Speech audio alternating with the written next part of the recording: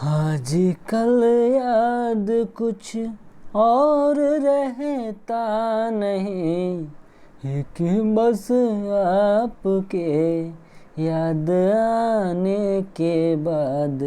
आजकल याद कुछ और रहता नहीं, एक बस आपके याद आने के बाद। याद आने से पहले चले आइए और फिर जाइए जान जाने के बाद। आजकल याद कुछ और रहता नहीं, कि बस आपके याद आने के बाद। नमस्ते, नमस्कार, जय हिंद, भारत माता की जय। मैं सत्यम ठाकुर स्वागत करता हूं आप लोगों को दरोगा अड्डा पे। और फिर वही सार संग्रह का सेशन। मैं माफ़ी चाहता हूं कि मैंने कुछ दिन बीच में वीडियो थोड़ा सा अपलोड नहीं कर पाया था, तो एक काम में बिजी था जिसको लेकर थोड़ा सा डिस्टर्ब भी था, तो जिसको लेकर अब थोड़ा सा लेट हो गया। और सार संग्रह का सेशन को लेकर आए हैं फिर से।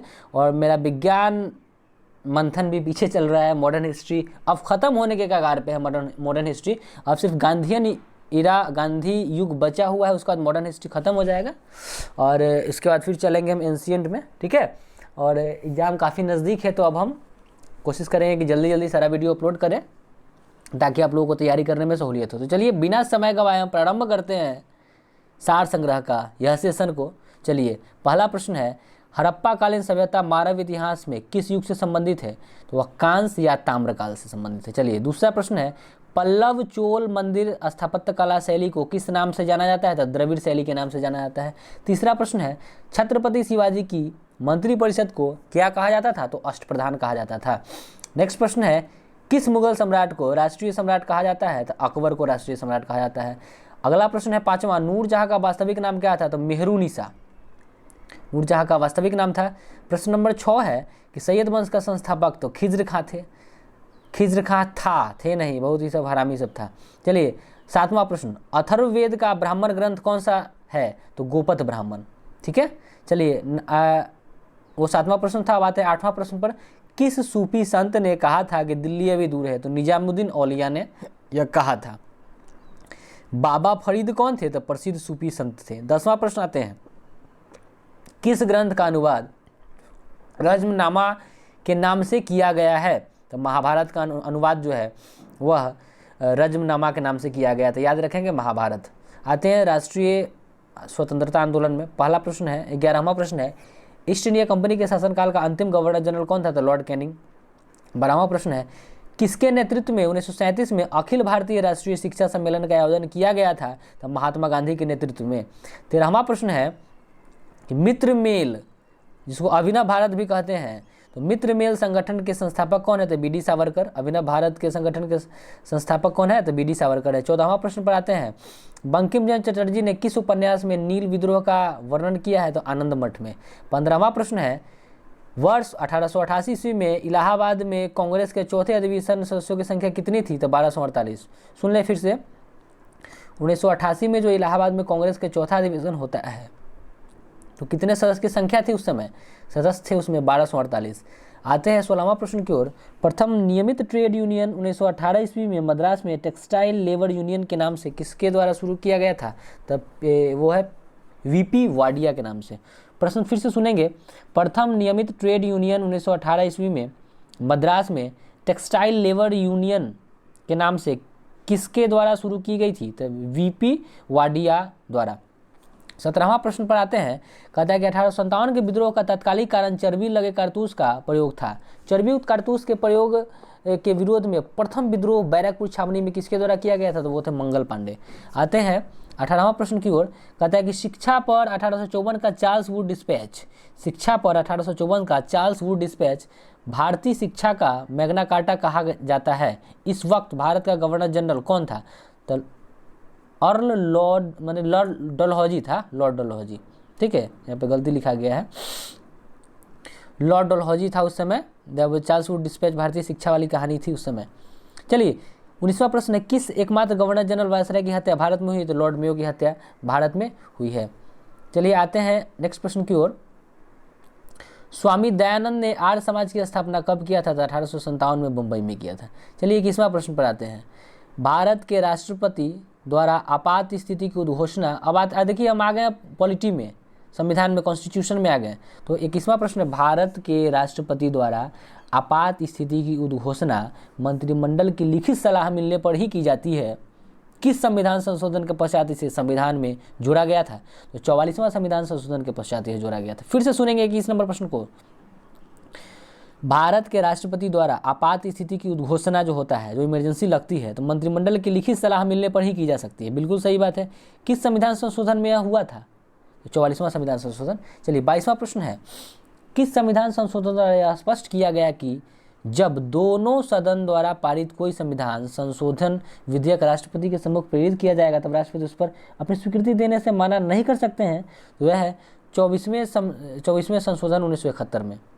प्रश्न फिर से सुनेंगे 22 नंबर, किस संविधान संशोधन द्वारा यह स्पष्ट किया गया कि जब दोनों सदनों द्वारा पारित कोई संविधान संशोधन विधेयक राष्ट्रपति के सम्मुख प्रेरित किया जाएगा तब राष्ट्रपति उस समय अपनी स्वीकृति देने से मना नहीं कर सकते हैं? तो यह 24वां संविधान संशोधन 1971 में। आते हैं 23वां प्रश्न की ओर कि सुप्रीम कोर्ट, उच्चतम न्यायालय ने सबसे पहले कौन से मामले में यह निर्णय दिया है कि संसद द्वारा संविधान के मूल ढांचे का संशोधन नहीं किया जा सकता है? तो वह है केशवानंद बनाम केरल राज्य 1973। फिर से सुनिए, उच्चतम न्यायालय ने सबसे पहले कौन से मामले में यह निर्णय दिया कि संसद द्वारा संविधान के मूल ढांचे का संशोधन नहीं किया जा सकता है? तो वह है केशवानंद बनाम केरल राज्य 1973। आते हैं 24वां प्रश्न, राज्यसभा का गठन कब हुआ था? तो 1952 में 3 अप्रैल 1952 को राज्यसभा का गठन होता है, 3 अप्रैल 1952 को। 25वां प्रश्न कहता है, दादर और नगर हवेली भारत में शामिल होने से पहले किसके उपनिवेश थे? तो पुर्तगाल के। दादर और नगर हवेली भारत में शामिल होने से पहले किसके उपनिवेश थे? तो पुर्तगाल के। उपनिवेश का मतलब क्या समझे कि पुर्तगाल उस पर, जैसे हम लोग किसके उपनिवेश थे? तो हम लोग ब्रिटिश के उपनिवेश थे, ब्रिटिश हम लोगों पर राज करता था। उसी तरह दादर और नगर हवेली जो है भारत में शामिल होने से पहले पुर्तगालियों के हाथ में था। और देखिए दादर और नगर हवेली को जो है अंग्रेजों ने जब पुर्तगाली को यहाँ से भगाया था, पुर्तगाली हालांकि सबसे लास्ट में गया, लेकिन अंग्रेज जो है उससे यह छीना था। ठीक है, बहुत सारा क्षेत्र है जो छीनने के बाद जो कि भारत में नहीं था उसको अपने मिलाया गया था, अंग्रेजों ने ही मिलाया था। तो उपनिवेश समझ गए आप लोग। चलिए 26वां प्रश्न कहते हैं कि कौन सा अनुच्छेद संसद के 2 अधिवेशनों के बीच 6 महीने के अंतराल की अनिवार्यता का उल्लेख करता है? तो 85, अनुच्छेद 85। फिर से सुनिएगा, वह कौन सा अनुच्छेद है जो संसद के दोनों अधिवेशन के बीच 6 महीने के अंतराल की अनिवार्यता का उल्लेख करता है? तो वह है अनुच्छेद 85। आते हैं 27वां प्रश्न की ओर, राज्यपाल पद के लिए न्यूनतम आयु सीमा कितनी है? तो देखिए राज्यपाल बनिएगा तो 35 साल। क्लियर। देखिए आते हैं 28वां प्रश्न, यदि किसी राज्य का राज्यपाल 2 राज्यों का कार्यभार संभालता है तो दोनों राज्यों के बीच वेतन का अनुपात कौन निर्धारित करेगा? तो राष्ट्रपति।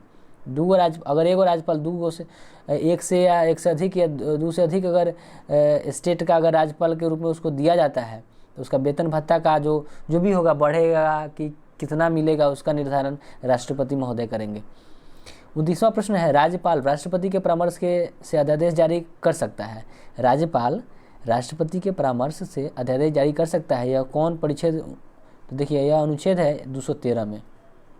ठीक है, और हमने आपको यह भी बताया 26वां प्रश्न में कि 6 महीने का संसद का अधिवेशन के 6 महीने का अंतर 85 में है। और हम देखें राष्ट्रपति के परामर्श से अध्यादेश जारी कर सकता है, कौन सा परिच्छेद में है? तो अनुच्छेद 213। याद हो गया। देखिए वीडियो को 2-3 बार देखिएगा तभी याद होगा, क्योंकि यह सार संग्रह है, बहुत इससे सीधा प्रश्न आता है, खड़े पूछता है। तो भाई लोग एकदम ध्यान दें और इसको लेते चले। ठीक है, समय देखिए वीडियो के बीच में कुछ बोलना नहीं चाहते हैं, क्योंकि बहुत लोग सीरियस लोग हैं जिसे एग्जाम बहुत सामने है, UPSI भी आ गया है, इससे एकदम कहते दिए आधा प्रश्न पूछता है। अगर 5 साल का आप पढ़ लिए तो फिर दिक्कत नहीं होगा। चलिए जनहित याचिका 30 नंबर जो है, जनहित याचिका किस न्यायालय में दायर की जा सकती है? तो उच्चतम न्यायालय और उच्च न्यायालय दोनों में। जनहित याचिका जो है आप सुप्रीम कोर्ट, हाई कोर्ट दोनों में आप वो कर सकते हैं। ठीक है, आते हैं अब ज्योग्राफी में। ज्योग्राफी का क्या कहना है सो देखिए, कहता है 31 नंबर, वर्तमान में विश्व की सर्वाधिक वर्षा स्थान मासिनम मेघालय किस राज्य में है? मेघालय तो बोलिए थी, मेघालय में। चलिए 32 नंबर, दुर्गापुर इस्पात संयंत्र किस देश के सहयोग से स्थापित किया गया था? तो वो ग्रेट ब्रिटेन के सहयोग से। चलिए 33 नंबर है, बैकाल झील किस देश में है? तो रूस में। अगर हम बैकाल झील की बात करें, थोड़ा सा पानी पी रहे थे, बैकाल झील की बात करें तो वो रूस में है। छोटा नागपुर पठार की सबसे ऊंची चोटी पारसनाथ। छोटा नागपुर पठार की सबसे ऊंची चोटी की बात करें तो वो पारसनाथ, और बैकाल झील रूस में है ना। चलिए, मयूराक्षी नहर किस राज्य में है? तो पश्चिम बंगाल में। मयूराक्षी नहर किस राज्य में है? पश्चिम बंगाल में। मयूराक्षी नहर किस राज्य में है? पश्चिम बंगाल में है। अंकलेश्वर तेल क्षेत्र किस राज्य में स्थित है? गुजरात में।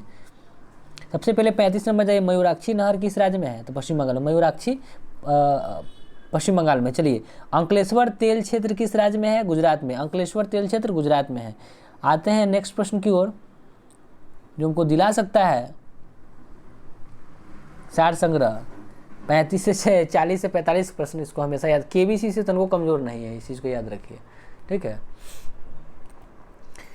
चलिए, सर्वाधिक थोडियम किस राज्य से निकाला जाता है? तो केरल से। सर्वाधिक थोडियम किस राज्य में निकाला जाता है? तो केरल में निकाला जाता है। न्यू मूर द्वीप कहाँ है? बंगाल की खाड़ी में। न्यू मूर द्वीप कहाँ है? बंगाल की खाड़ी में। अगला प्रश्न है 39वां, चीर, फाड़, स्प्रू तथा लार्ज पेड़ किस प्रकार के वनों में उगते हैं? तो टैगा वन में। देखिए, चीर, फाड़, स्प्रू, फर है लेकिन फाड़ याद रखिए इसको। चीर, फाड़, स्प्रूस तथा लार्ज पेड़ किस प्रकार के वनों में उगते हैं? तो टैगा वनों में। 40 नंबर है, एक मिष्टी ज्वालामुखी किस देश में है? तो पेरू में। एक मिष्टी ज्वालामुखी किस देश में है? पेरू में है। आते हैं पर्यावरण जैव विविधता में, इसमें से 2 क्वेश्चन पूछा जाता है दरोगा में।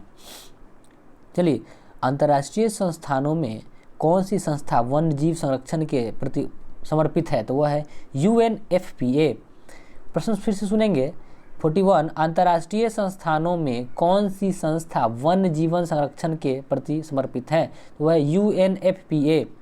42 नंबर है, किसकी सुनने की शक्ति इतनी तीक्ष्ण होती है कि वह वायु से पत्ता हिलने की ध्वनि और घास पर किसी जानवर के चलने की ध्वनि को अंतर कर सकता है? तो गीध है। बाप रे, देखिए गीध को, इसको इस सुनने की शक्ति इतना पावर इसका ज़्यादा है, तीक्ष्ण रहता है कि वायु के पत्ता अगर हिलता है तो वह सुन लेता है, गीध।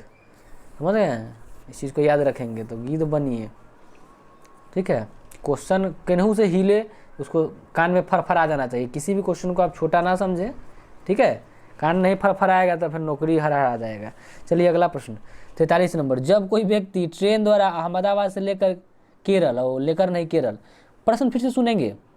जब कोई व्यक्ति ट्रेन द्वारा अहमदाबाद से केरल की यात्रा करता है तब वह अनेक सुरंगों को पार करता है। ये सुरंग कोना पर्वत में है? तो पश्चिमी घाट में है।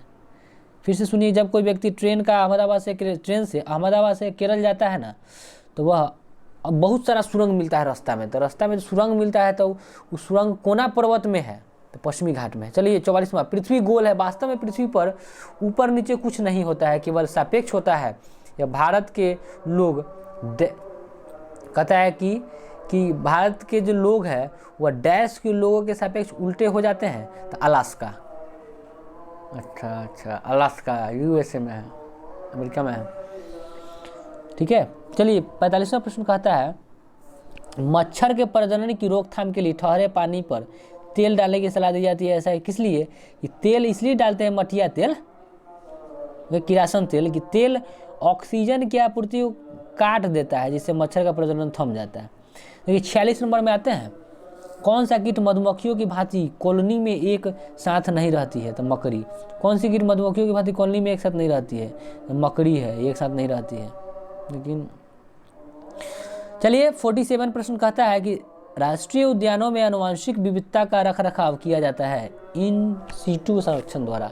इन सीटू संरक्षण द्वारा। 47वां प्रश्न देखेंगे कि राष्ट्रीय उद्यानों में आनुवंशिक विविधता का रखरखाव किया जाता है तो इन सीटू संरक्षण द्वारा।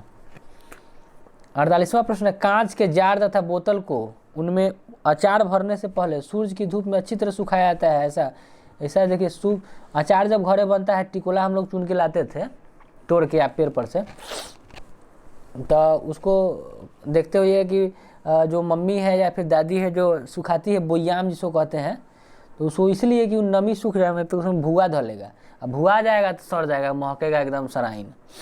इसी के लिए जो है होता है। चलिए 49 नंबर प्रश्न है, पर्यावरण अध्ययन की अंतः विषयी प्राकृतिक पर्यावरणीय मुद्दों की डैश द्वारा संबोधित करते हैं। तो विज्ञान, सामाजिक विज्ञान और सामाजिक शिक्षा के विषय वस्तु पर पद्धति के प्रयोग करते हैं। याद रखेंगे, पर्यावरण अध्ययन की अंतः विषय प्रकृति पर्यावरणीय मुद्दों की डैश द्वारा संबोधित करती है। तो आंसर होगा विज्ञान, सामाजिक विज्ञान और पर्यावरण शिक्षा की विषय वस्तु और पद्धति के प्रयोग। 50वां प्रश्न की ओर आते हैं। कहता है, राष्ट्रीय पाठ्यचर्या की रूपरेखा 2005 के अनुसार कौन सी एक पर्यावरण अध्ययन की विषय वस्तु या थीम थी? तो भोजन थी। ठीक है, तो हमने 50 क्वेश्चन देखा और हम उम्मीद करते हैं कि इसको आप अच्छे से देखेंगे एक दो बार तो अच्छी तरह से याद होगा। देखिए सार संग्रह है, 40 से 45 क्वेश्चन सीधा आता है, बीपीएससी में से 45% क्लियर है। इसको आप छोटा ना समझे, वीडियो को देखें। बहुत जल्दी हम लाइव भी आ रहे हैं अपना मॉडर्न हिस्ट्री का सेशन लेकर, और बहुत जल्दी से विज्ञान मंथन भी रुका हुआ है, उसको भी आगे बढ़ाना है, जो कि घटना चक्र से संबंधित है सारा प्रश्न, तो हम इसको करेंगे। चलिए फिलहाल धन्यवाद, जय हिंद।